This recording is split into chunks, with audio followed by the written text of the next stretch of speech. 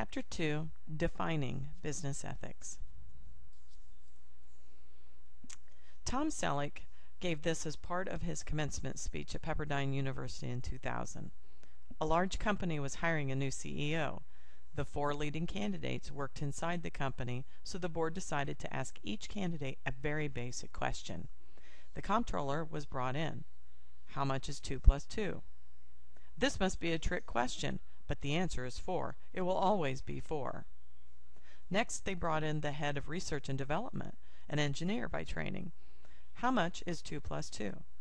That depends on whether it is a positive 2 or a negative 2. It could be 4, 0, or minus 4. They brought in the head of marketing. The way I figure it, 2 plus 2 is 22. Finally, they brought in legal counsel. How much is 2 plus 2, they asked. He looked furtively at each board member. How much do you want it to be? Defining business ethics. We've already defined ethics as a value system or moral standards. Everyone knows what business is, so by virtue then, business ethics involves the application of moral standards to business situations. There are 2 distinct perspectives for the definition of business ethics. Descriptive, which is essentially the documentation of what is happening, and prescriptive, which is what should be happening. Your book mentions that ethical behavior should be the same both inside and outside of business. In other words, we should be able to apply our general ethics to any business situation. But we've already talked about the challenges that could happen and how that may not always be the case. But by recognizing the challenging ethical environment of business, we are taking into consideration the circumstances of our actions and who would be affected. The affected are considered key players when making these decisions. They are the stakeholders. Table 2.1 in your book identifies potential stakeholders. Notice it's stakeholder and not stockholder. Stakeholders have a stake in the business, an interest, as the definition states. Stockholders, of course, are a stakeholder. They have a financial interest. Employees, customers, suppliers, retailers, government, creditors, and a community are all stakeholders in an organization. Now, every business does not have every kind of stakeholder. Not all businesses have wholesalers, but some may not have stockholders if they're private. But every business does have at least one stakeholder. So who are the stakeholders? Table 2.2 shows the impact on stakeholders for unethical behavior within a business. Stockholders can lose their investment. Employees can lose their jobs. Customers can get bad products and/or services, possibly harmed. Suppliers can go unpaid. Government doesn't get their tax revenue. Creditors can lose their investment as well. The community is affected by unemployment and economic ruin. The last 20 years or so have not been kind to the business industry, as many organizations have suffered public humiliation at the apparent lack of oversight due to ethical behavior of trusted individuals. Corporate governance is the system that should be keeping businesses in check, but obviously it has not been a priority for some. Enron, WorldCom, Tyco, these cases are probably older than many of you can remember. But you've probably heard of Denny's discrimination issues, and in more recent years, the banking and auto bailouts, which called into light the CEO perks and bonuses. How can an organization expect to have corporate governance when the people responsible for it are the ones violating it? The book talks about oxymorons, such as government efficiency, Central Intelligence Agency, authentic reproduction, Microsoft Works. And often people think business ethics is an oxymoron. Do you? Do you think it's fair to assume that every business has had or will have unethical dealings? Recent activity has certainly brought ethical behavior in business to light, to where people are starting to look a little deeper into an organization before doing business with them. And one of the things that organizations are doing are either creating or updating their code of ethics, which is their written ethical guidelines that employees are expected to use in making decisions in business. This is the Ethics Resource Center's definition of a code of ethics. What are the key words or phrases that you see in this definition?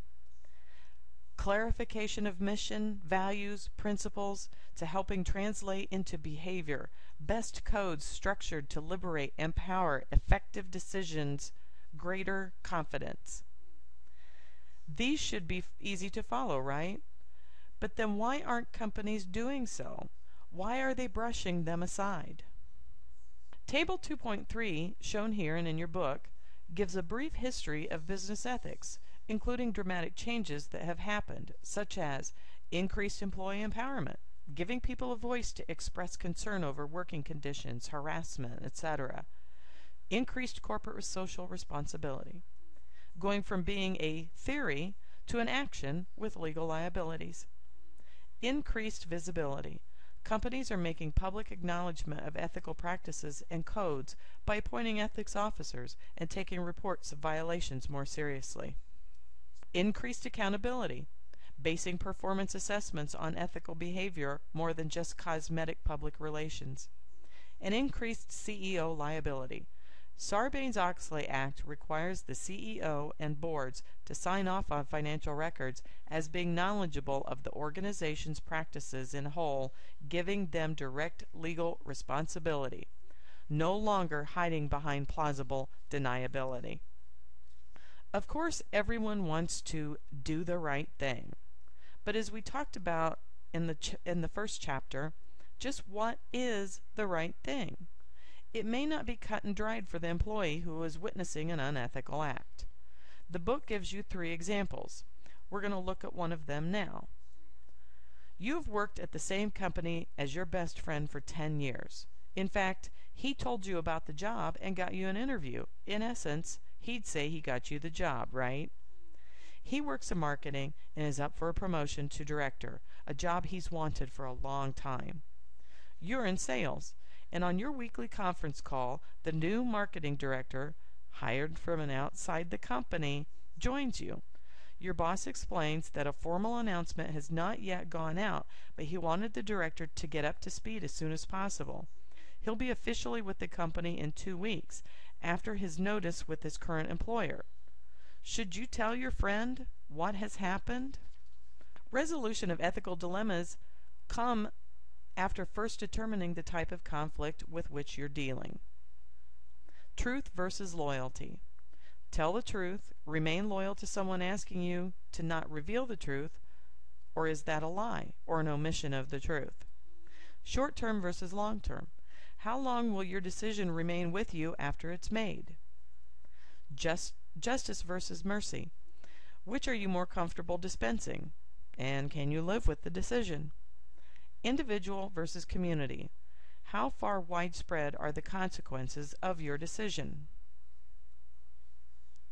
Now, going back to the example of you and your friend and the new marketing director, you have 2 right options.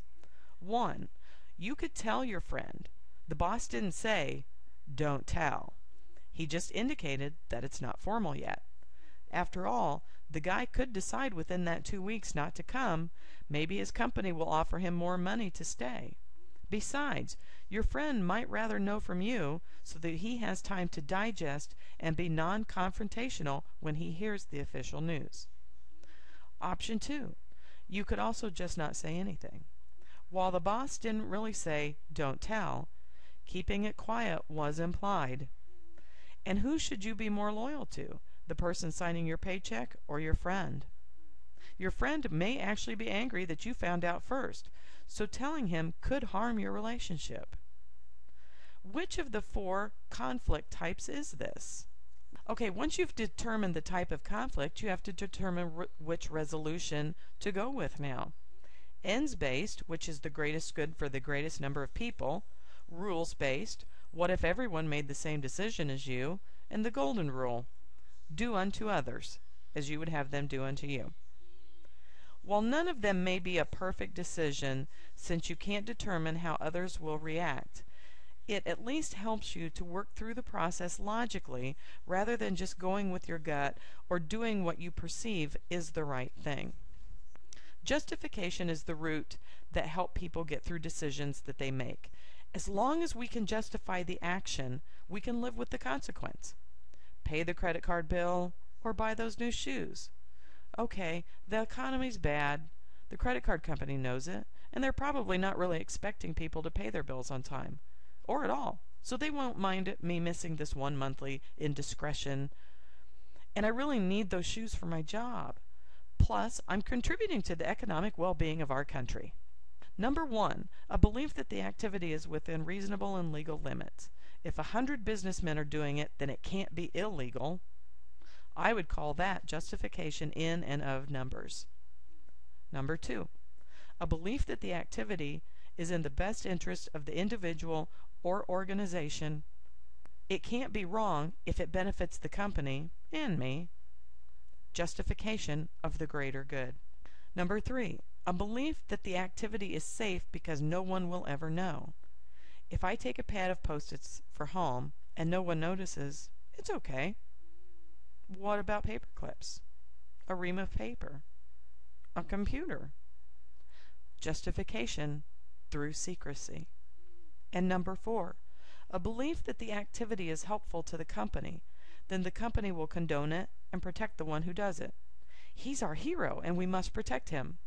What he was doing was for the company. Justification through loyalty. The media plays a huge role in outing unethical companies. The news has been full of the companies that are doing wrong, making consumers suspicious all the way around. But what about the companies that have good ethical practices? Does that ever make the news?